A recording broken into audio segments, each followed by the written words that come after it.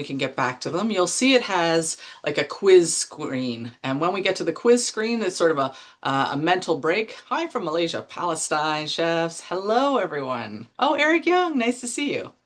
Um, so we are so glad to have you here with us. We'll get started in another minute. We'll give everyone that minute to get settled in. Hi from the Philippines and India, Brazil. Oh, it's so fabulous. I feel like I'm traveling right here from Toronto. It's great to have everyone here. So just have a little sip of tea and we will get on our way. Mark, do you have your coffee? Are you already caffeinated up? You're I, good to I go? have my coffee. I'm ready to go. Fabulous. All right, let's get started. I will start my screen now in a sec, and we will get rolling. Hi from New Brunswick. Hello, nice to see you. Let's do this from the beginning. Okay, and I will share.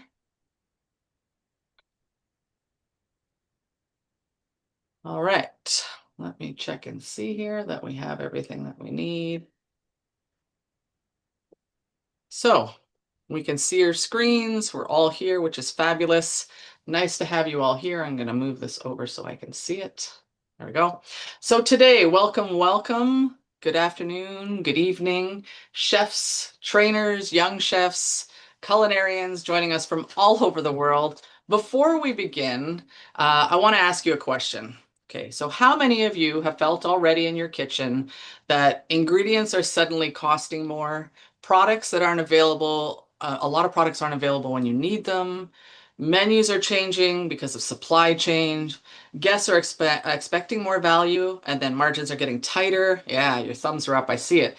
This isn't a future conversation anymore. It's happening right now, right? Over the past several years, through World Chefs Feed the Planet Sustainability Education for Culinary Professionals program, we've built a global community of chefs like you who've learned how to reduce waste, think differently about resources, and understand sustainability beyond recycling and energy savings.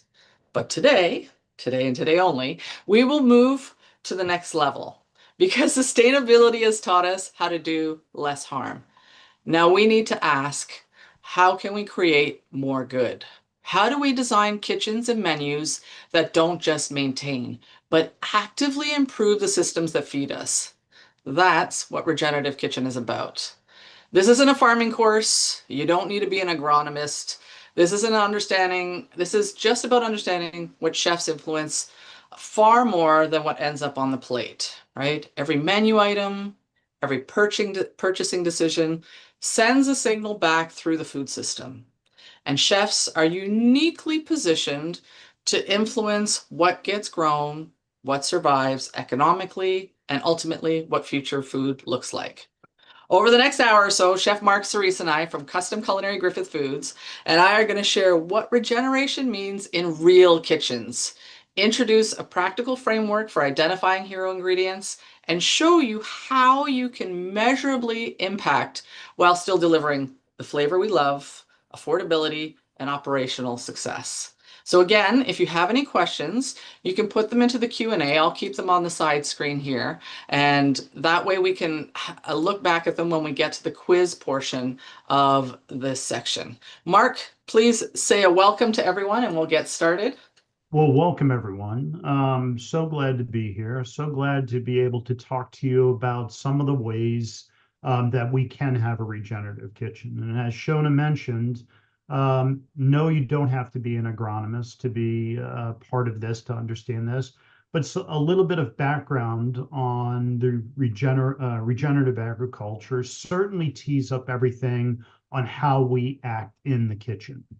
So I look forward to walking through some of this with you along with Shona, and really excited that this is the extension of the sustainability education that was put out by Shona and Chef Chris a number of years ago. So this is the next level.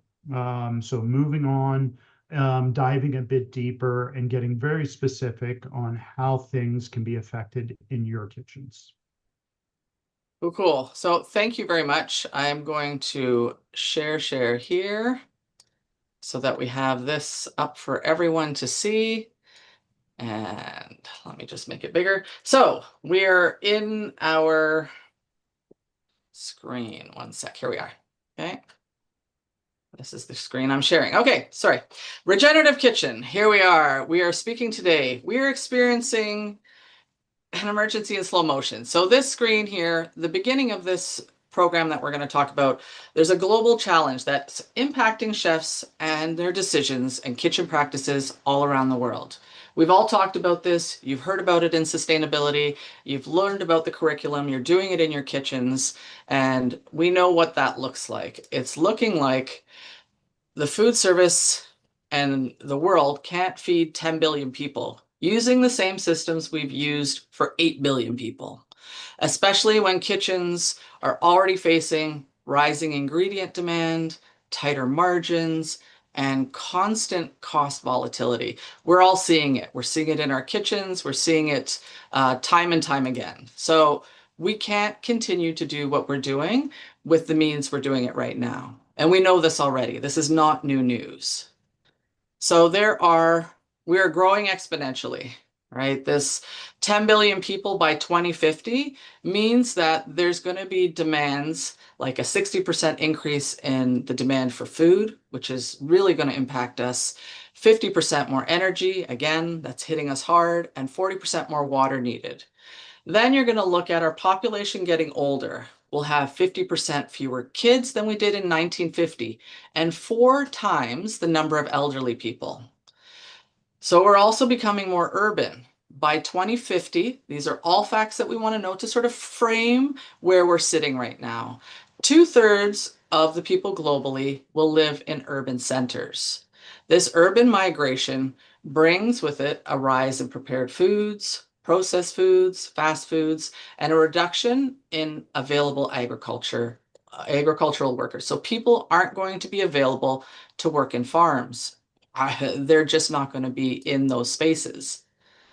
So as we look at this, we see not only food demands, but also water, energy, waste, and all of its effects are hitting the bottom line. We can only pass on these costs to our customers and consumers so much. With rising costs and shrinking margins, sustainability is no longer an option. It's operational. So sustainability is the norm now. It's not something we're striving for because it is so eminent with lower crop yields and with this climate change, lower nutrition and mineral concentration in the foods we're getting, and a lot of higher rates of undernutrition. So what this means. So chefs influence what people eat. They shape how food is produced. So that's the menu scale is we decide what people eat. How food is produced, we decide on the ingredients that are being grown. And how resources are used, we decide how we're using it and what the cost volatility is. And then how it's wasted. So operational costs, we're looking at the energy, the water. We impact all of it. These decisions are impact both planetary health and kitchen profitability. So looking at this, the future chef is not just the creator of dishes, right? You're a manager of resources, costs, and impact. We've been doing this all along, but understanding that passing these costs on to guests is no longer a strategy that we can use. We can't just increase our prices and increase our prices and increase our prices and hope it's going to fix things. Because there, as we know, and you're feeling, I'm sure, there's going to be huge pushback in how people are paying for their meals. So we look at this linear model. Now, I don't know how many of you understand what that means. I didn't understand it at first, so I want to explain in really simple terms. So this linear model is what we've done sort of from the industrial times, where we take, make, and waste. So we take things like land, water, fuel, fertilizer, in order, like we take all these resources to grow food. So that's the take. So then we make. So we produce crops, raising animals as efficiently as we can in this model. And the third part is the waste, which is where we kind of fall off a little bit.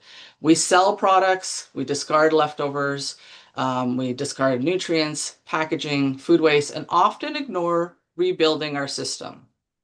Like take for example corn. Corn is grown every year. They use synthetic fertilizer. We harvest it. They send the food away. The crop leftovers are removed. And soil slowly loses its health. And then they have to add more inputs, more fertilizer the next year.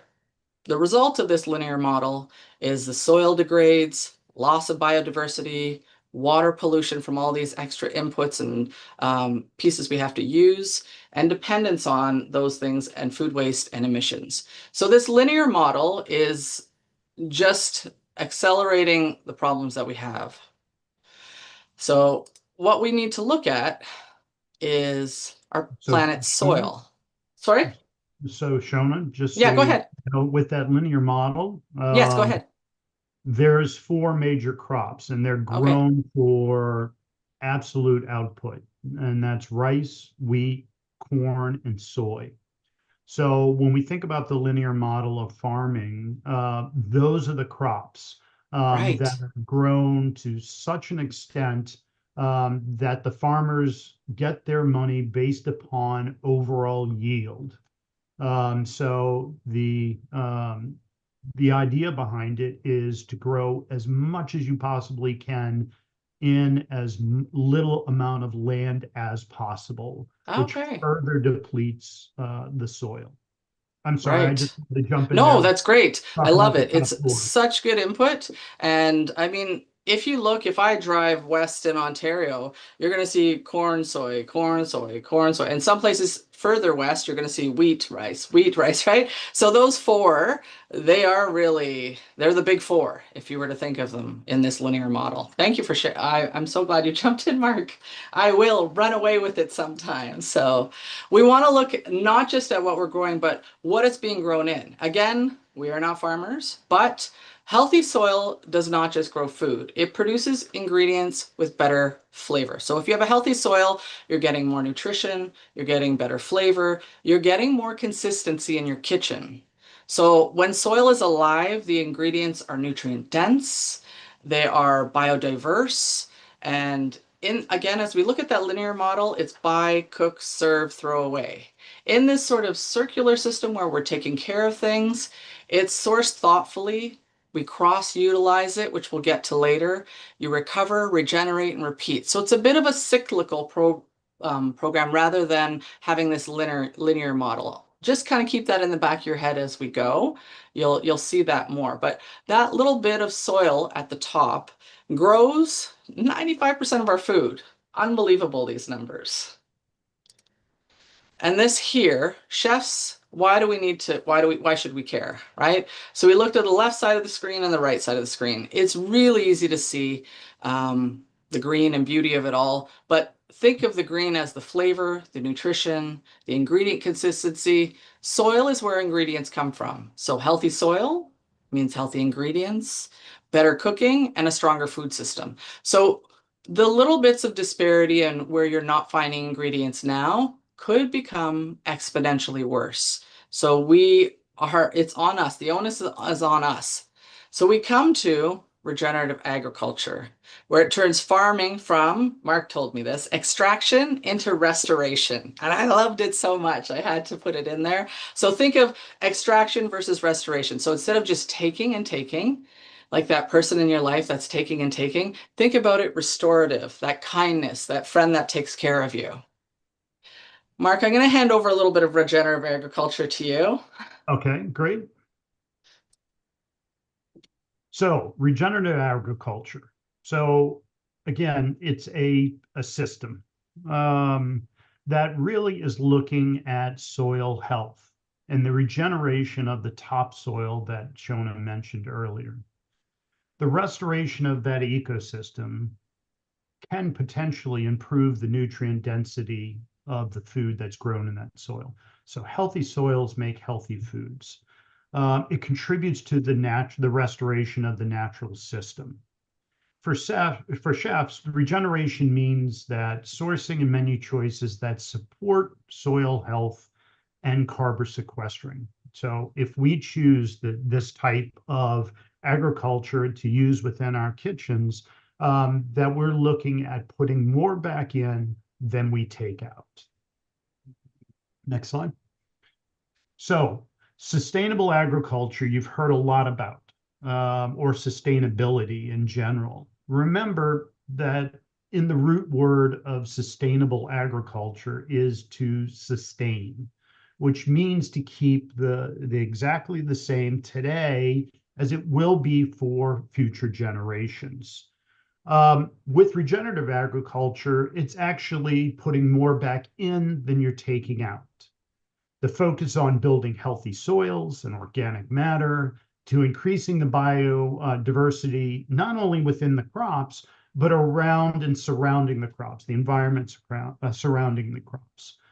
It improves water retention. And if we have water retention, we can capture more carbon within the soil, creating more resilient ingredients and a food system that works much better than just constantly depleting.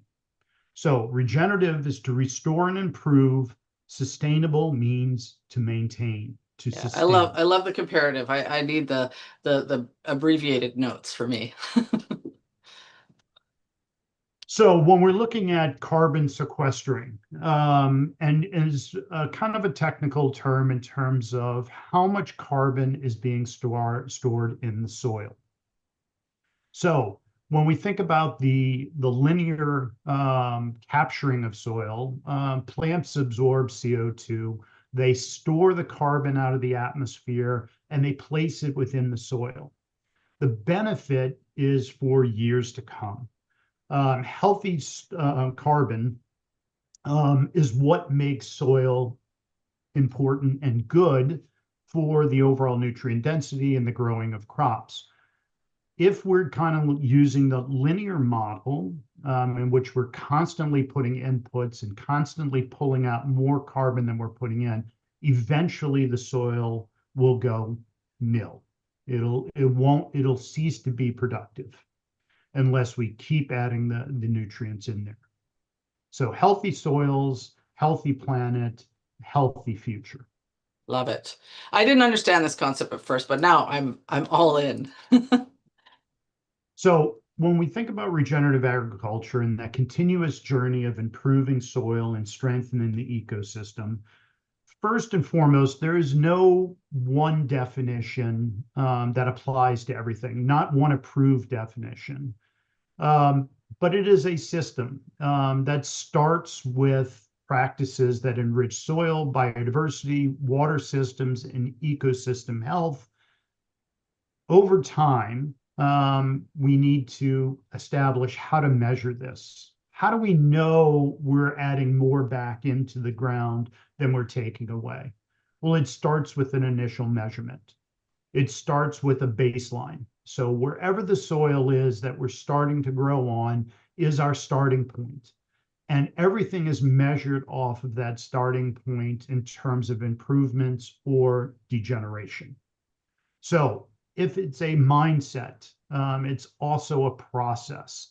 So if we think about the baseline, wherever the soil is today is our benchmark. And as we improve the soil, as we use better practices to put more things into the soil without using just fertilizers, good rotation crops, etc., that we improve the health of the soil. But we're always measuring back from where we started from. So there's a monitoring progress within that. And the regenerative system, healthy soils, increasing biodiversity, improved water quality, all of those things. But we must also think about the farmer themselves. And there's more to come on that. Yeah. So again, the regenerative framework, just so you know, based upon ecosystem and livelihoods. Okay, so let's be honest. If a farmer can't do well by growing in this style, they're not going to do it. So the ecosystem part is what we've talked about: soil, water, biodiversity, and climate. But when we think about the farmer, there has to be a return on the investment. There has to be a farm services that are available to help them to monitor what's going on, and they need to be able to do it at a smaller scale as whether or a larger scale. So small farm holders or small, which makes up, well, I believe, almost 95%. Hmm. Um, those small farm holders have to be able to make a living doing this. So, Sure. next slide. Okay. I'm going to hand it So off to you, yeah, Shona. thanks. So when chefs hear regenerative agriculture, it can feel like something that just happens out on the farm, that it has nothing to do with them. But this slide shows, why it belongs to our kitchens too.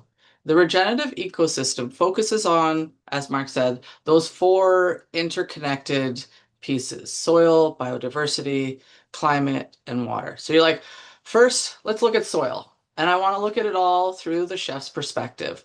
So healthy soil grows stronger ingredients for chefs. That means flavor, as we've said, consistency. I'm going to hit you over the head with this a couple of times because I really wanted to go in. Consistency, resilience, and quality before the ingredient even reaches our kitchen. So that soil health, it, ensures that. Second, in the biodiversity, there's a list of amazing things here, but diverse farming systems create healthier ecosystems, right? It reduces dependence on a single crop or any input. For us, that means more seasonal variety, stronger local supply chains, ingredients with a story, all pieces we know and love. So think of biodiversity in those terms. And then in climate, you're like, well, I can't impact climate. I can't do anything with that. But it's improving if we're doing this, practices like improving nutrition efficiency, reducing synthetic inputs so we don't have to put things on our soils as much, the farms become more resilient. And as chefs, this is where I want you to hear, through cost, ingredient availability, and menu stability. That's what climate impacts on us. And then water. Water efficient systems and protecting waterways means better long-term food production. No water means no agriculture. No agriculture means no menu, right? The key takeaway here is agriculture isn't asking chefs to become farmers, right? It's asking chefs to be better partners in the food system. Every purchasing decision, every menu choice, every ingredient story can help support an ecosystem. And they don't that an ecosystem that doesn't just sustain food, but it actively improves it. And great chefs, and the ones watching here, I know you're great because you're here today to learn. Don't just transform ingredients. I'm not a sales girl, but I am a little bit because you don't just transform ingredients. You help shape the system that produces them. And that's what this is talking about, right? So one of the pieces, if you see here, it said silvopasture, and I had to look this up. And this is learning for me as well. It's all new to me as well. And I didn't understand this, but picture 200 years ago, this is exactly how a farm would be. If you take the equation of trees plus pasture plants and animals grazing in it, it creates a beautiful soil, increases biodiversity because those plants can grow from the manure from the animals. It reduces the stress on the animals. And us as chefs, how do we benefit? We know ingredient quality, animal welfare, climate, and long-term food system that is resilient, something that can stay. I saw a picture of this like this here, and this is how I think if we can raise animal and food like this, what a beautiful space, the canopy of trees, plus all the beautiful plants growing down below, right? It's an oasis in my world. So we look at this scale here, and this is sort of an important mind shift. So we've all been working towards sustainability. So on the left is conventional. So the goal is to meet the minimum standards and reduce harm. Then we move into the green, doing things a little bit more efficiently, less waste, less energy, less damage. But sustainability is that middle point, right in the center. You see it in the center of this picture here. It means we're no longer making things worse. So we're sustaining, as Mark said. But now regeneration goes one step further. Instead of how do we take less, we're going to ask, how do we give back more? Right? For chefs, that could mean in choosing ingredients that improve soil, designing menus that reduce waste, supporting biodiversity. All of these pieces help bring us into that green. I love, love, love. So these are terms. You don't need to memorize these, but you get them thrown at you often. And as chefs, we're like, well, what's the difference between sustainable, organic, natural, permacultural? These words are thrown around a lot by people who are in the know in the agricultural world. The easiest way to think about it is like this. For sustainable, you're like, how do we keep producing food without making things worse? So that's sort of the nutshell of sustainability. Then organic, what can we reduce or avoid? Especially synthetic inputs. So that's sort of the cornerstone of organic. Then natural farming works more with natural ecosystems and less intervention. So it's letting things grow as they should. And then permaculture looks at designing systems where everything has a purpose and very little is wasted. So then we take our superhero, I'm going to call it today, regenerative agriculture. And regenerative agriculture isn't replacing these ideas. It is not recreating the wheel. It is taking the best part of each of them. So this is where we wanted to do. So we produce food without, while leaving the land healthier than we found it. That's really the cornerstone of it. Now, when we talk about regenerative, Mark had mentioned this earlier. We have to make sure the conversation includes the small stakeholders and the small farmers, not just the big operations with all these resources to invest. A lot of farmers are not choosing these practices not because they're bad for the environment, but they're making decisions because of economic pressures. The same reason we choose ingredients in our kitchen is the reasons they're choosing to grow things in their farms. If a farmer's margins are tight, their harvest is uncertain, and support is limited, priority becomes simple: produce more today to survive tomorrow. So regenerative also has to work economically. For chefs, that means asking not only, is this a sustainably produced product, but can farmers realistically keep doing this and make a living? Because regenerative change only scales and gets bigger when it works for both ecosystem and the people producing the food. So chefs, we value seasonality, diverse ingredients, whole product use, and better sourcing. This is when regenerative approaches become more realistic and economical because healthy food systems require healthy ecosystems. And farmers who can protect all of that, we have to support them in real ways. So removing barriers, not lowering expectations is what this is about. If we want regeneration to become more mainstream, which we all do, I know you're all with us now, we have to acknowledge that many smallholder farmers are not starting from the same place. Regenerative practices often require more time, more investment, more training, the ability to take risks.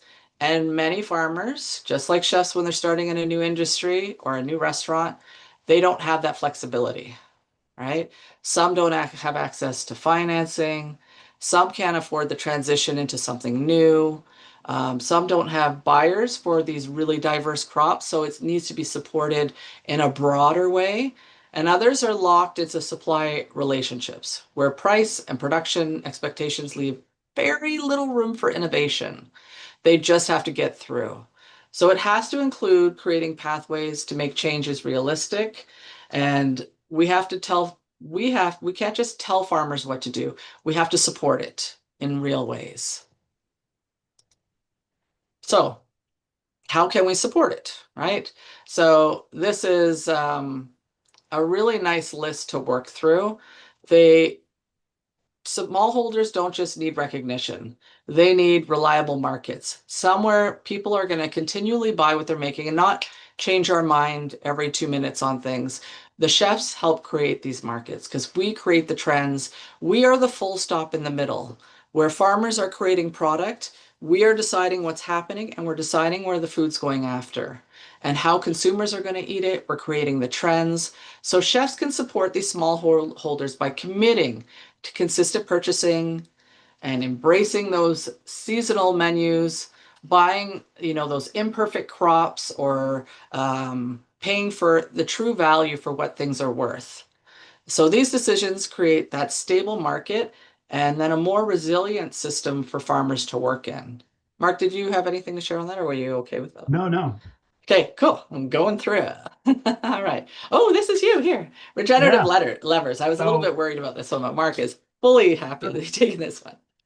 so since regenerative is not super widespread, I think it's happening more often than not in small farm holders that don't even realize they're doing it. But in order for us to shift to a system of regenerative agriculture, there's three different levers or three different switches that are going to make this change happen.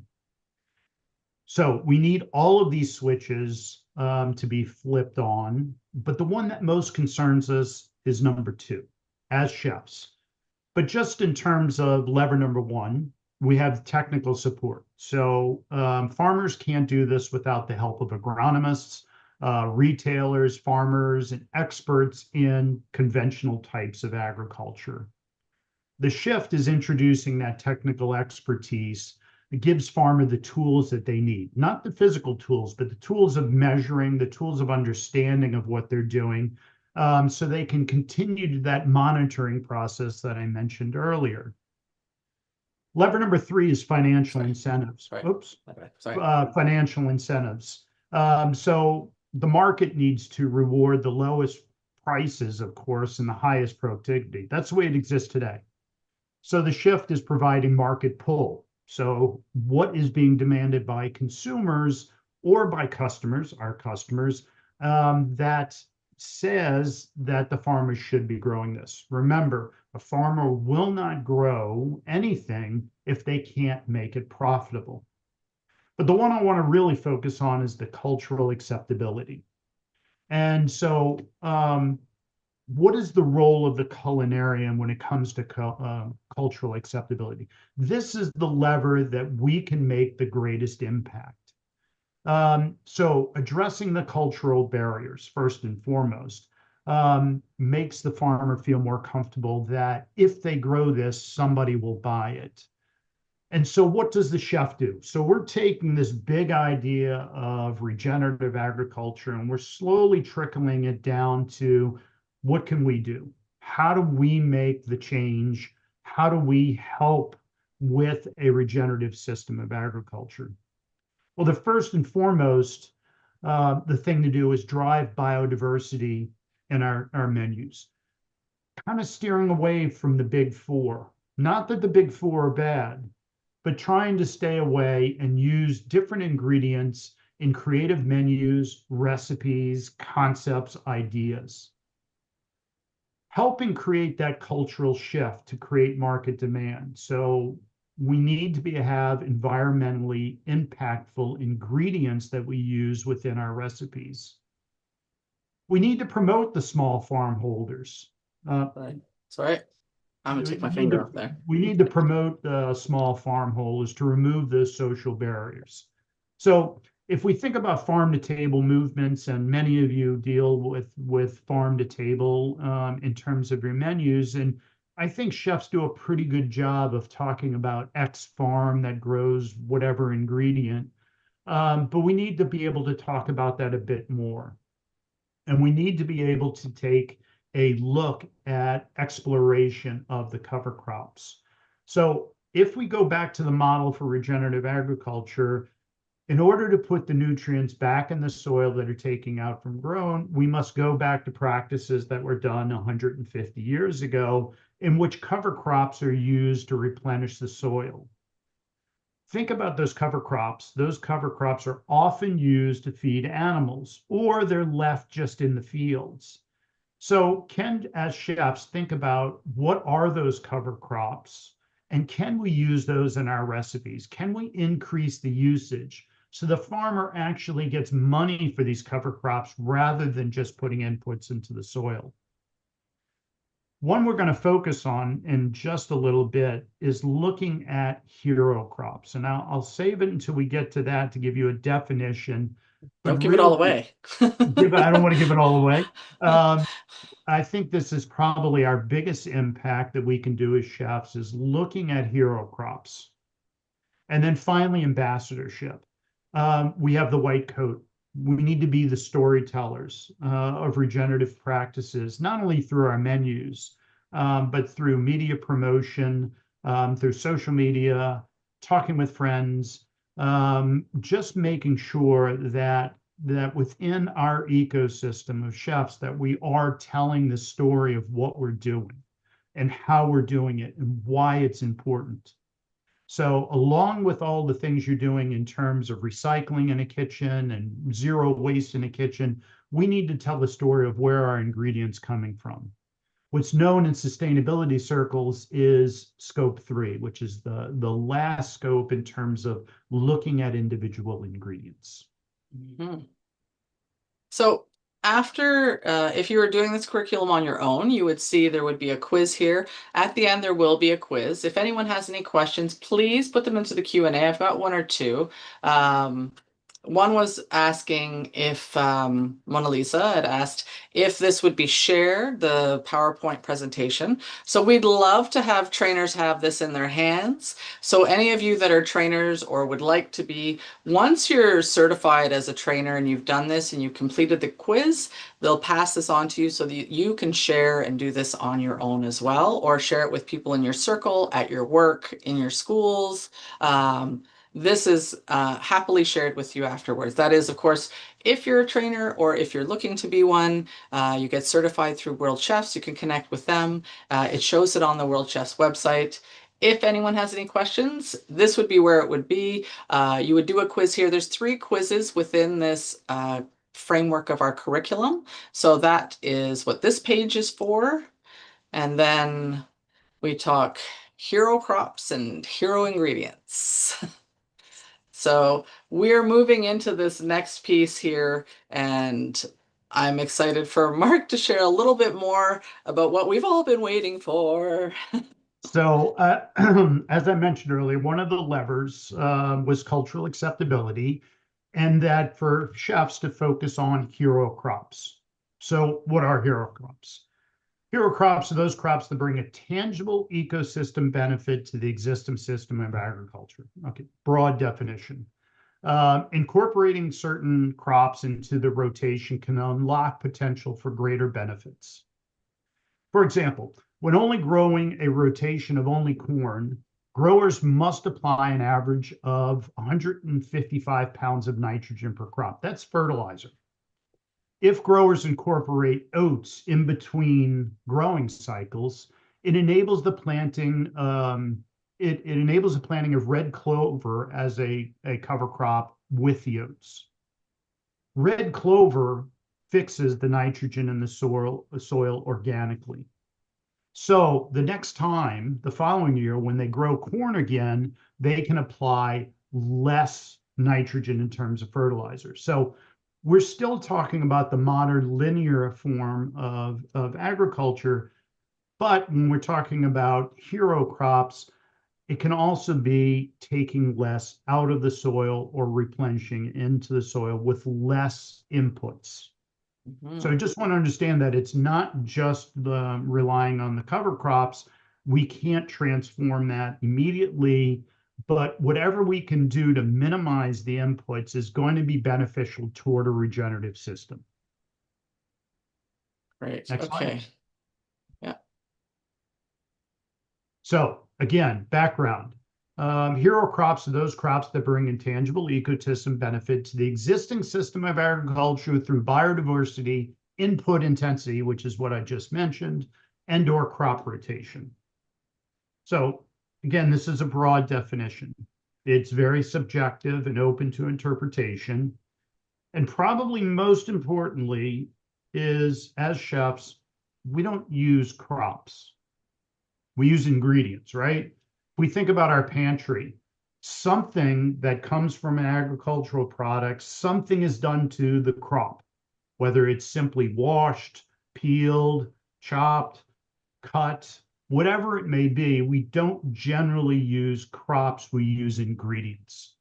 And so when we're talking about hero crops, for us, it's a better terminology that we call it hero ingredients that applies to the pantry of what we do on any given day.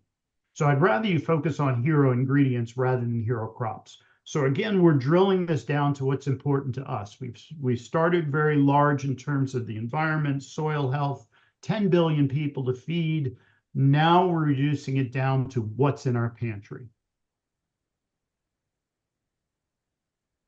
So what are hero ingredients? And this has been really defined by the company that I work for. So there is multiple definitions of what are hero ingredients, but as pertaining to regenerative or regenerative agricultural systems, hero ingredients are any ingredient that has a significant impact on the ecosystem and society, given the regenerative and sustainable practices used for its growing or production or cleaning. We also need to think about how nutrient dense, and we'll talk about nutrient density shortly, and its broad scalability on current menus and food service offerings. So, in order to talk about hero ingredients, we have to be very, very specific. And there is 4 criteria that can be used to measure whether any ingredient listed on the left is actually a hero ingredient. It's not so easy. Not every ingredient is going to be a hero ingredient. But these 4 criteria are incredibly important for us to understand and measure what is a hero ingredient. So first and foremost needs, I'll say there. there you go. Thank you. First and foremost, it needs to be regenerative and sustainable. So we've talked about regenerative practices. We need to understand the farmers. We need to understand how many acres they're planting. But that system has to be sustainable in itself. So it's got to be able to be used long term. And we're going to have to do our homework to understand our farmers and where we're getting our ingredients, or at least identify where our ingredients are coming from to understand whether they're using regenerative and/or sustainable practices. It has to be scalable, which means that, if it's a regeneratively grown saffron, okay, how much saffron do you actually use? A small pinch. So it's not really scalable. We're looking for those ingredients that can be used in multiple ways, in multiple dishes, in multiple applications. It needs to be scalable. So think about your bigger items that are always used. So that leans toward those big 4, but think about the products that are made from those big 4, and can they be made with other ingredients very similar? It has to be affordable. So it can't be so niche or so obscure and so expensive that it defeats the purpose of putting it on the menu. So it needs to be affordable in relation to similar types of ingredients. And last but not least, it needs to be nutrient dense. So if we're looking at that hero ingredient, it has to have more nutrients or more nutrient density properties than similar products. So if we think about something like millet, the health benefits, the nutrient density of millet is higher than wheat. It has more protein. It technically has more iron. So it is slightly more nutrient dense than wheat. By using millet in place of wheat, we're actually increasing the nutrient density. Millet's a grain. It can be used in many ways, but not all millet is a hero ingredient. You need to understand this, that not all millet. It has to be grown regeneratively and sustainable. It has to be grown at a level that is scalable and that we could use it across multiple items in our menu. It can't be more expensive than wheat, or it can't be much more expensive than wheat. And as we just talked about, the nutrient density of millet naturally is slightly higher than wheat. So, but the key comes back to, is it regeneratively and sustainably grown? Because that's the key component. So I know I spent a little bit of time on that, and I'm going to spend just a little time about meeting that criteria. So validating the information is key. You must ask yourself and perhaps your supplier or farmer some key questions. So to help you determine whether an ingredient is truly a hero ingredient. So hero ingredients are not going to be very many. You're not going to have lots and lots of hero ingredients because they have to meet this. And the four criteria that I mentioned has a scoring system. So at least 30% of that score needs to meet that regenerative or sustainably grown. It needs to be scalable. Of course, we got to use it in significant quantities across the entire menu or the entire list of ingredients that we can use in multiple ways. The affordability, though, it's going to be a little more expensive, or it might be a little more expensive, and that's the trade-off. So there's less impact on affordability because we're trying to perpetuate the farmers to grow more of this. And then finally, nutrient density is also that 30%. With a total of 100%, we need to ask ourselves these questions for each one of these to develop a score. A single ingredient is great. So as a starting point for a recipe, but remember, adding additional ingredients, whether they are hero ingredients or not, but meet some of this criteria, compounds the environmental and societal impact of the whole recipe. And you'll see some examples coming up shortly. But remember, just using one hero ingredient is great. Using other sustainable ingredients, other nutrient-dense ingredients, makes the whole recipe much more impactful. So, identifying the hero ingredients, grading. And Shona's going to walk through each one of these criteria in a bit more detail. But we need to answer the questions for each criteria to be graded in terms of percentage score. You should, in order to get an ingredient, this should not be easy, but you should get a minimum score of 80% for all four criteria to truly identify it as hero status. However, if you don't get a score of 80%, let's say the score was 60%, that's still a great ingredient to incorporate into your menus. It just doesn't hit one of the criteria. Maybe you don't understand that it is completely regenerative, but it might be sustainably grown, and you may not get a 30 score on that. You might get a 20. And with that, if you get 60%, it's still a great ingredient, even though it doesn't have hero ingredient status. Yeah, we don't throw out the baby with the bathwater, right? It's So still, Shona's going to walk through some of the questions you may want to ask yourself as you're going through each one of these four criteria. yeah. So when I first saw this grading system, I'm like, great. It gives me sort of a rubric to go by. So I know, because I'm an educator, I like to have a good scoring system, and chefs are busy. And regenerative farming and sustainable scoring for an ingredient, you need to ask three questions to yourself, right? And you can go deeper if you want, but does it improve the ecosystem? Is it a cover crop? Does it add biodiversity?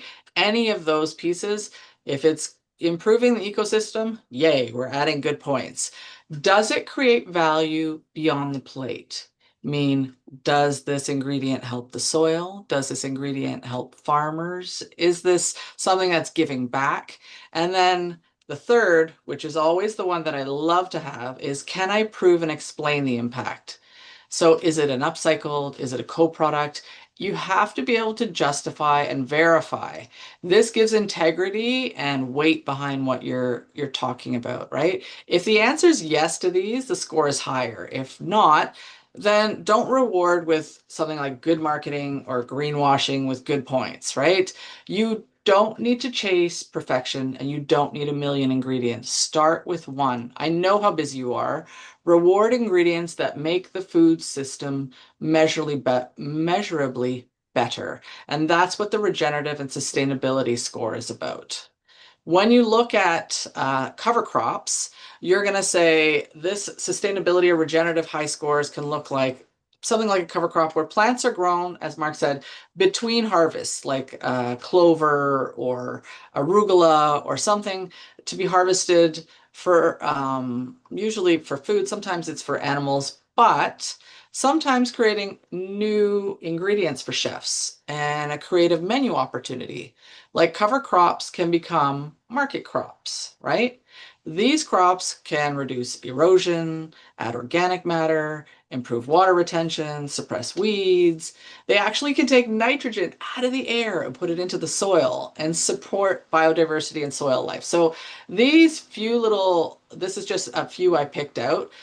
You might know there was one here I didn't know. It was this vetch, right? I even put climbing legume because I wasn't sure what it was, but it's this really fast growing climbing legume plant, and it pulls, like I said, nitrogen from the air into the soil, reducing the need for synthetic fertilizers and reduces weeds.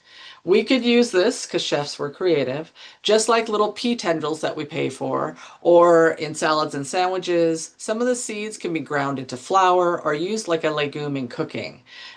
There's ways that we can be creative and add ingredients to our roster of understanding. And these cover crops is a great way. So this is, if it was something like this, you're going to score really high on that regenerative and sustainability. So scalability, as Mark had said, that saffron is really not going to add a lot, right, to your menu across. But how much product can be used in your operation? So if impact is really small, then it's not scalable, right? And you're not going to get 30 marks. So your question you're going to ask, because you always want to ask yourself, how am I going to measure this? Can this ingredient work across more than one dish, or if you have, more than one operation? So a hero ingredient shouldn't only succeed as one.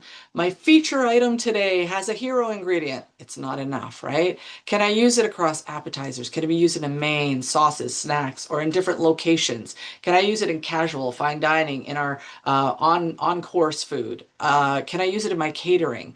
If chefs adopt it in many ways, the impact becomes meaningful. That scalability is not just in how you use it too. Can enough farmers grow it successfully and profitably? So a hero ingredient not only creates a change in the supply, and it can grow with demand. You say, can this ingredient be produced in different regions? Can it be done by multiple farmers at volumes that make sense economically for them and for me? If only a few people can grow it, it's a niche product, then it's not a scalable solution, right? A hero ingredient isn't just innovative. It must be practical enough to move from one plate, casual dining, to fine dining, to catering, to schools. It has to be able to move throughout. Then affordability. Now, we know that it should be comparable to another product. It might be a little bit more expensive, but that's why the grading is only 10%. And it's one ingredient. Don't let this be your deciding factor. A lot of times we just say, it's too expensive, I don't want it. I can get this for cheaper. But affordability includes long-term operational impacts, not just the immediate cost and forget about everything else. This leads us to a bigger waste in our industry. An ingredient only creates impact if people actually use it. So your question for this one, what is the true cost in use? Don't look at the price per kilo. Look at the cost per portion, cross-utilization, look at the menu value. Sometimes a higher cost ingredient used efficiently creates better value than a cheaper one with more waste, right? So the other question is can this work for both the business and the guest? So if the ingredient increases food costs too much or pushes prices way out of what guests will pay, adaptation becomes really difficult. The goal is finding ingredients that create environmental value and business value. That's why it's affordable, right? And it places then higher in the scoring. A hero ingredient only becomes a solution when chefs can afford to buy it and guests can afford to enjoy it, right? So that's the affordability piece. And then nutrition. Favorite, but don't just think of it as nutrition and calories. I want you to think of it as nutrient density. And Mark's going to explain this because I was very ooh-ah when I first heard about this. So it's nutrient density is going to be nutrients per serving divided by, there's math, calories per serving, right? So what quantifiable, so what numbers in positive nutrient or higher fiber, lower sugar, or anything like that, and does the process improve your health or your nutrition, like improve gut health or any of these pieces that would help you feel better, live better? If that is the case, you get a higher scoring on this. So this here is, you've all seen this before. This is nutrition recommendations. It's shown in many ways in many different places in the world. This is globally understood as what you should be eating. You should have, half vegetables and fruits, have a quarter of it be rich in grains and whole grains, and then have your proteins as the other quarter, and that can be in dairy or other things, and reduce your sugar, salts. So that's just the overview. We all understand nutrition, I think. But I'm going to hand it to Mark and stop sharing, and he's going to show something pretty fabulous. Do you want the next screen first, Mark? Yeah, let's get the next screen first. And I'll kind of tee it Okay, up. cool. So if so we're talking about hero ingredients. So when in terms of our scoring, we're talking about the individual ingredients and the nutrient density within a single ingredient. But we know that you're going to have multi components on any particular dish. And so we need to extend nutrient density beyond just the ingredient that we're using and look at the total picture to help calculate what is the nutrient density of a particular dish. So there are many, many calculators out there. I know in Europe they use Nutri-Score, which is a great system.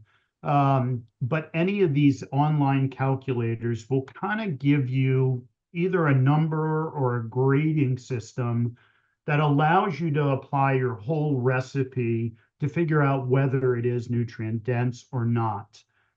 And one way to do that is to take that individual hero ingredient and apply it to something like this to see if it actually moves the marker in terms of the total score when it comes to finding out whether our hero ingredient is nutrient dense or not. So we certainly want to take a look at particular recipes as a whole that include either hero ingredients or ingredients that have a very high score according to the 4 criteria. So if we want to encourage nutrients like in our overall recipes is protein, fiber, iron, calcium, vitamin D, and potassium. We want to limit. Now you can't eliminate sodium. You tell a chef that it's low sodium, That's they'll never happening, die. yes. But we want to minimize that if we can, minimize saturated fat, added sugars. Those are the ones that negatively affect the positives when it comes to any calculation. And I'll just show you real quick, just looking at, looking at a simple recipe.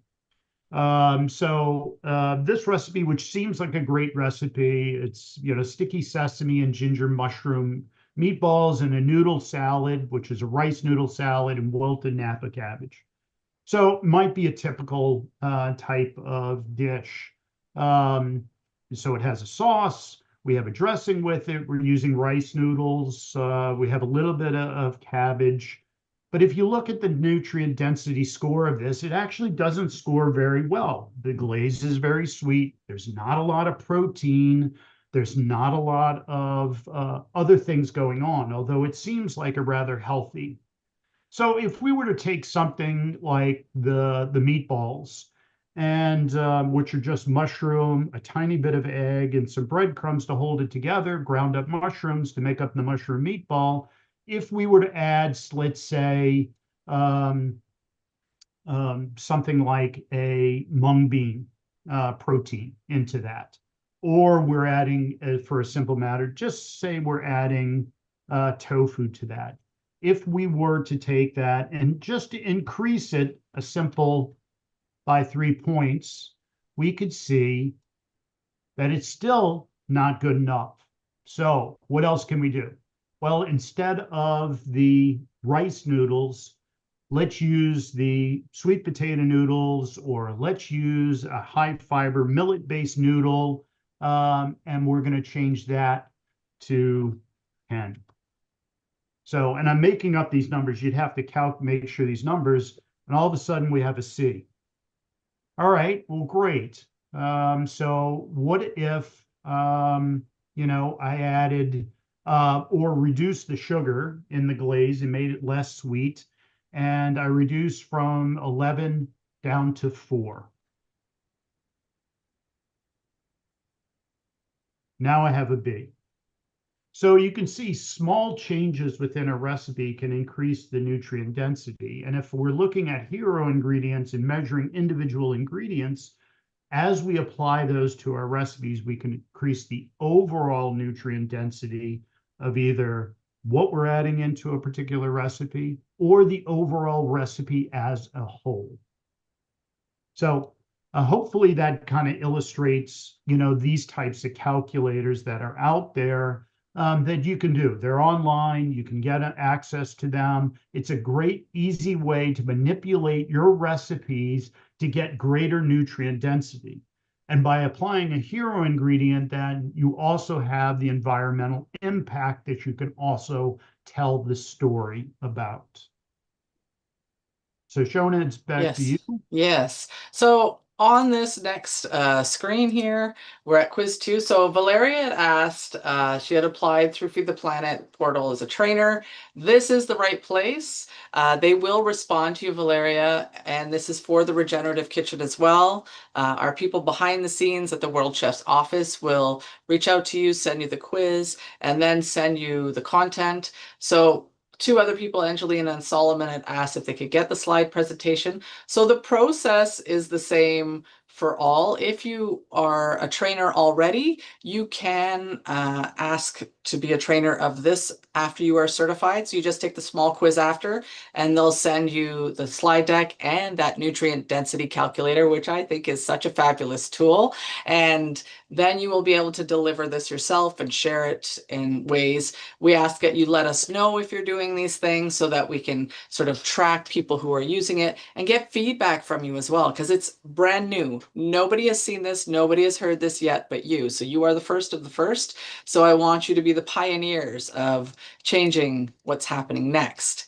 So after we look at all these previous teachings on the scoring and grading of hero ingredients, I just want to share a few key ideas. There's a lot on here, I know, but hero ingredients are not the goal. They're the tool, right? A hero ingredient is any ingredient that helps create positive impact, as we said, environmentally, socially, nutritionally, and economically. And that falls into your grading as well, right? Second, don't stop at one ingredient if you can. Real impact happens when chefs think about the whole plate: the garnish, the sauce, the cooking method, cross-utilization, menu design, and layering hero ingredient on top of hero ingredient, or a good practice on top of good practice, and creating that compounded, which we'll get to in a minute. And third, I want you to keep it honest, right? Integrity is what chefs stand by. Measure what you can validate where possible. Don't just say, this is a sustainable product, right? Avoid making claims you can't support. We'll show you this and how to share stories next. So hero ingredients don't change food systems alone. Millions of chefs like you and your decisions do, right? I want you to understand your impact and how you change things. So this compound ingredient. So these are super helpful hints. This slide makes me so happy. I thank you for this, Mark. He put most of this together here. And compound ingredients is the layering impact, right? So choose ingredients that deliver more than one benefit. So for example, it's local and it's regenerative, or it's nutrient dense and it's low waste, right? And then tell a sourcing story. So you can highlight nutrition and origin, or show guests why this matters. So you want to really compound and show in multi-layers how this is a great product or how you can use it more than once. Then you want to do, as we all do, local, regional, or taste, right? So start with familiar and then introduce a little change. So keep recognizable flavors and then introduce a regenerative ingredient and do with a fun twist. Like put your menu, your plate, you on the plate as we always do, but twist it with a little bit of regenerative or with a hero ingredient or something that gives it a little bit more depth and give back, right? Then biodiversity, you want to expand your plate. So celebrate using those underutilized, or they call them trash fish. I hate calling them trash fish. I say underutilized fish or diverse grains or legumes, seasonal ingredients, right, that you maybe haven't used in a while. Use your menu to support farmers, right, and reward this regenerative producers using regenerative and biodiverse focus practices. So reward them, share the story. So the big part in the end, we're storytellers. We know this, and we'll get to this, but show the why, not just the dish, right? Share the people, the practices, the impact behind the menu choices. Think of how good that makes you feel. And people don't need to see that when they're dining. They don't want to say, oh, I had a really regenerative meal. No. But the feel good factor when you're sharing a story on socials, you're going to be making guests a part of the movement and making it more commonplace. And this is a platform to educate your guests and have them understand this. And you're building menus that taste great. That is still number one, that tell a story now and leave the food system stronger than you found it. That's really what these hints and building a sustainable and regenerative menu is about. So I think we are all ambassadors. You're almost at the ambassadorship of this process here today. And you have an ingredient in your business that's a hero ingredient. So how do you share it? So I created this little sample post here. As a chef, your plate is your platform. So your menu can tell that story, not just what's on the plate, but who grew it and how they grew it. You can feature the local farmer by name. Be specific to what soil practices. Remember all those soil practices we had listed, like that silvopasture? List that so people look into it and start to think about it, right? It's no longer just farm to table, it's future to table, right? We are thinking about that cycle and shifting the narrative from just how we buy things and changing the culture of food. That's how we have to think. Like we list our farmers on the menu. You could share the origin of one key ingredient. You can make your color palette. Like I love the green because it feels green and it's not greenwashing. It's because I want to really showcase that we're doing things that are good for the planet. And that green really brings it to people's mind.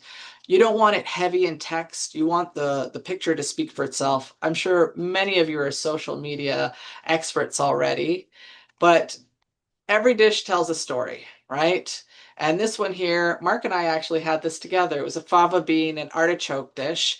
And let's say we called it was from Brooks Farm, which is not far from here. It's nutrient rich cover crop that restores health. The artichokes were harvested locally. Sorghum was used in the process, bring real flavor and a hero ingredient to the plate, right? So it's a small dish. It's a great share and it's not complicated, right? So we can shine a light on those cover crops. Lots of great hashtags you could use. So then you're going to think about, so I've got my ingredient. How do I know when a menu is really, or how do I make the menu look so that I have those ingredients highlighted? How does it appear, right? Are there ingredients that appear more than once? This is great because then you have scalability, right? When you have repeated ingredients, it increases the purchasing efficiency. You reduce waste, as we know. We simplify the training of our cooks and chefs. We create larger demand for these regenerative crops for our farmers, right? So that's one. Like, are we seeing multiples? Which dish is there dishes on here that you would say would be likely more affordable, right? So maybe this one with lemon, because you use the whole lemon because it's preserved, right? Right in the appetizer there.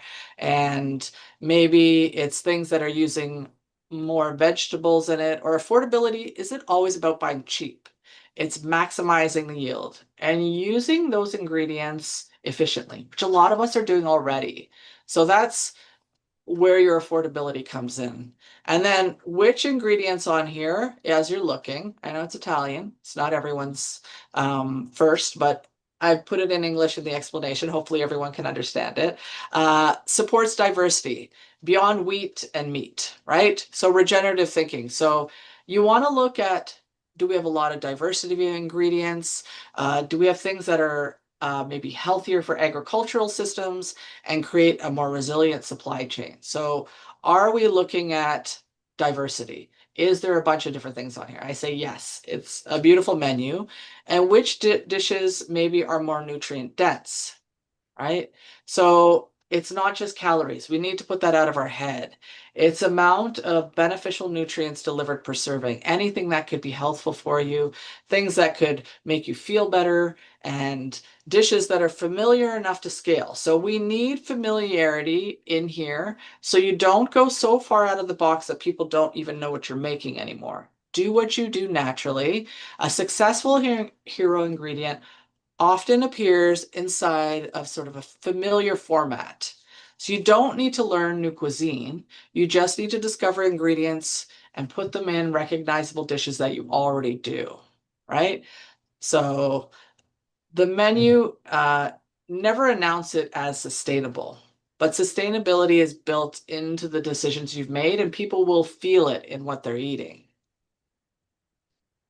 So, some examples, because we love examples. And these are some great dishes that Griffith Foods and Custom Culinary, they had done these sample recipes. So the first one I'm going to go through a little more in detail, then we'll get through a few more just to show you some highlights. If you have questions, please put them in the Q&A. I see a few more have come in. I want to make sure that we get to them all right at the end. So this is a cast iron seared chicken on sustainable and fortified Nan flatbread with a smoked jalapeno sauce, right? So the sorghum is a naturally fermented pizza dough. It's got upcycled vegetables on it and reduced sugar chipotle sauce. It has hearts of palm fiber, which is fabulous because you're using a part of the heart of palm that doesn't get used. Rooster meat chicken and organic grass-fed mozzarella. So where could we use this? You can use this in quick service, hotels, catering, retail, food service, in schools. So we can use it in multiple places. So we're hearing the scalability already, right? So is it regenerative? So this one here, we're going to look at it closely and say it is the sorghum is the one from India is in a drought tolerant, low input crop, strong soil and climate benefits, right? So all of that from the sorghum. A natural fermentation enhances nutrition, digestibility without any extra added inputs, right? It's got upcycled vegetables. We're using some of the ugly veg, right? Reducing waste and helping support our farmer. That heart of palm fiber, adding that nutrition and reducing waste twofold, right? We're compounding again. And then this rooster meat chicken improving the whole animal utilization and reducing waste. And then an organic grass-fed mozzarella supporting soil health. So for our regenerative and sustainability for this one, we're scoring a 27 out of 30, right?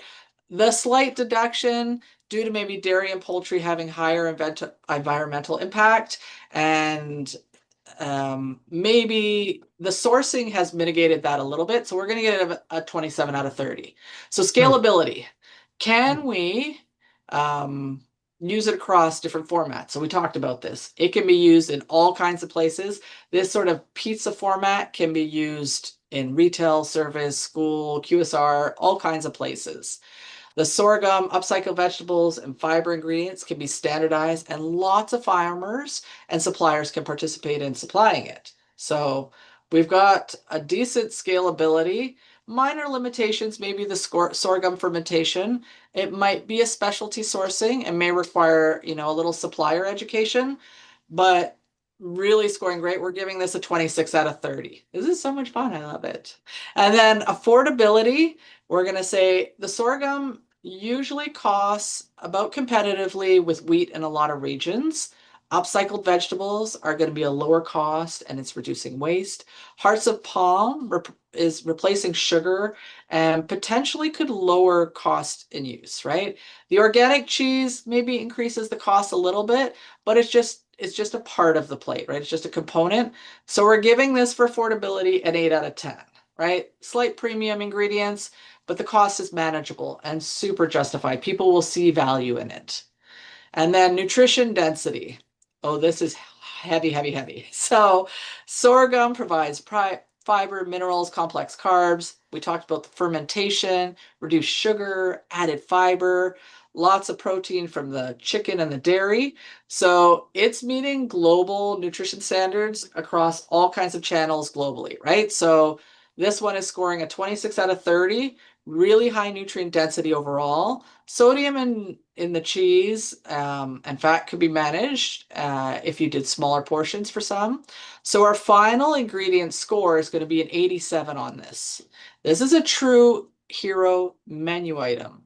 So this is exceeding the 80% threshold and shows the impact of having the layering effect and that compound effect on multiple channels, right? This dish is an example, amazing, of how hero ingredients can compound. One ingredient is strong, multiple ingredients create a system level change. Familiar formats like a pizza can accelerate consumer adaptation, right? It really can grow to huge scale. Hey, Mark, this is cross the border. Yeah, absolutely. And I know we don't have time to go through all of these Yes, no, no. recipes, but you've illustrated a very good point. Not only do we use that criteria, those four items to measure a hero ingredient, we can also use that same criteria to apply it to a whole recipe. And I think that's the point. And you've illustrated it very well here in terms of not only the ingredients, but how it's all put together and why each component matters. Yeah. So we have other recipes here. There are amazing ones. You might remember this one. If you were at the World Chefs Congress, Mark and his team, they actually put together a bunch of these for everybody at the Congress. And people were said, it's the best thing I had to eat today. It was so great. And it was a full hero ingredient dish.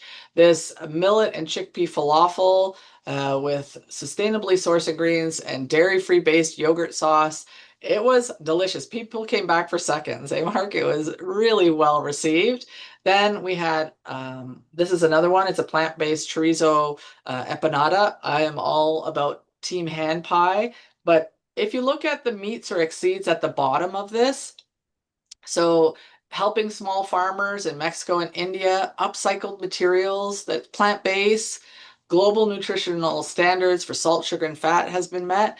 I'm calling this a hero dish as well. It's looking fabulous. I love this one because it's putting protein into the noodles, right? You've got it everywhere. And it's sustainably sourced, upcycled ingredients, those garlic chives, fabulous flavor, and just really adding punch to all of it. So I'm going to stop here just for now. We have a few questions.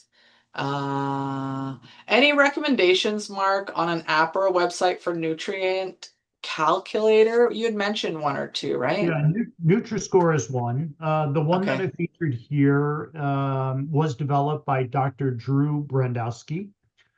He's a fairly famous nutritionist who brought up some of the ideas of nutrient density. Um, if you look up nutrient density calculator online, you'll see a number of them. Mhm. They're all, it doesn't really matter which system you use. The idea is that you're putting effort to measure the quality of the nutrition of a particular dish or ingredient. Mhm. So actually, it's more for dishes than it is ingredients, but you can use the same kind of principle to know that an ingredient is more nutritious than another ingredient. And there's lots of data online in order to get those numbers. So if you look up protein content of, let's say, a chicken thigh, you can get those numbers. There's a number of organizations that provide that. So the important is not the calculator itself, it's the idea that we're putting the effort into understanding how we can drive nutrition. Perfect. So, Thank you. but Nutri-Score is one that's used with a A, B, C, D Yeah. that you can look up online and use a calculator for that. It doesn't really matter. Perfect. So, someone else, and this is a question I get asked often, being the ambassadors that we are of sustainability, can sustainability and profitability truly go hand in hand in the restaurant industry? That's a biggie, but I like to think yes. I like to think if you're doing it right and you're doing it thoughtfully and you're training your staff, sustainability is going to be more profitable. It will take time in the setup, but in the long term. It's like if you were to buy, and this is a little off topic, but I wanted to get to it. If you were to buy a fryer and you wanted that fryer that's a little bit cheaper, but it's not more sustainable. It uses a little bit more oil, uses a little bit more energy, and it's going to be a little cheaper in the beginning. You buy the one that's a little more efficient. In 10 years, you will have saved more. So it does take time, but a lot of times it's the planning. And if you have the foresight, I think sustainability and regenerative kitchens can truly be profitable. Eh, Mark? I agree. I think that us helping drive social change will also increase why people go out, why Hmm. people choose to go out, because this is not easy to do in your own homes. Trusted sources, trusted restaurants, trusted food service establishments, I think will be out there in terms of being able to provide that for people, creating that market demand, pulling that lever of cultural acceptability. And so I think very much so that there's profitability to be made in food service with sustainability. We don't want to beat people over the head with it, but the idea No, is that we can do the right thing because we know it's the right thing to sustain what we do for a living. right. So I And think it's inevitable that we're going to have to do this. yeah, it is inevitable. It is the now, right? So someone else had said they really loved hearing about the big four and understanding what that means and what that looks like. We've had some amazing comments. People are really thanking. Some of them are starving because they like the pictures that we had shown, which I think is good. That says speaks a lot to the work and effort that you've done. So as we close today, I want to leave you with a final thought. So regeneration is not a destination. It's a series of decisions, right? Chefs, we make these decisions every single day. And on behalf of World Chefs, Feed the Planet, Sustainability, and Inclusivity Committee, thank you for spending time with us and for continuing to invest in your own learning and leadership. A very special thank you to Chef Mark Cerise, you from Griffith Foods and Custom Culinary for sharing their expertise, all your team's expertise and your vision throughout this project. I wouldn't have been able to do it without you.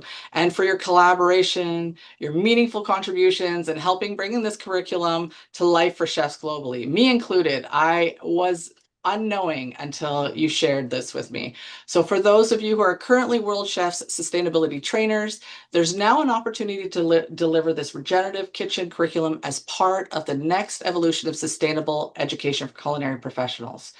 Following today's session, the supporting materials, including the PowerPoint, quizzes, and nutrient density calculator, will be available as part of the trainer pathway. Once you've completed the required quiz, your trainer status is confirmed through World Chefs. You'll gain access and deliver and help share this content globally. Because real change doesn't happen when one chef learns something, it happens when many chefs teach it. So I'd like to say thank you. And Mark, thank you for joining us today. And thank you for supporting me in all this. We look forward to My pleasure. seeing how you bring regenerative kitchen to life in your own kitchens, classrooms, and communities. See you online and keep cooking for the future. Mark, any last words from you? Oh, thank you everyone for attending. It's great to see so many people that are interested in this subject. So I appreciate it. Also appreciate the great work that the platform Feed the Planet does. I'm so glad to be a part of that team.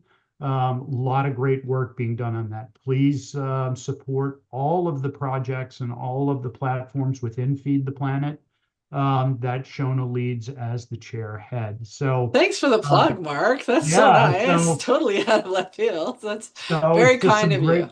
great work done within World Chefs, and so thank you very, very much for attending. I appreciate it all. And remember, every choice you make matters. Please think forward. That circular system is where we're all going to.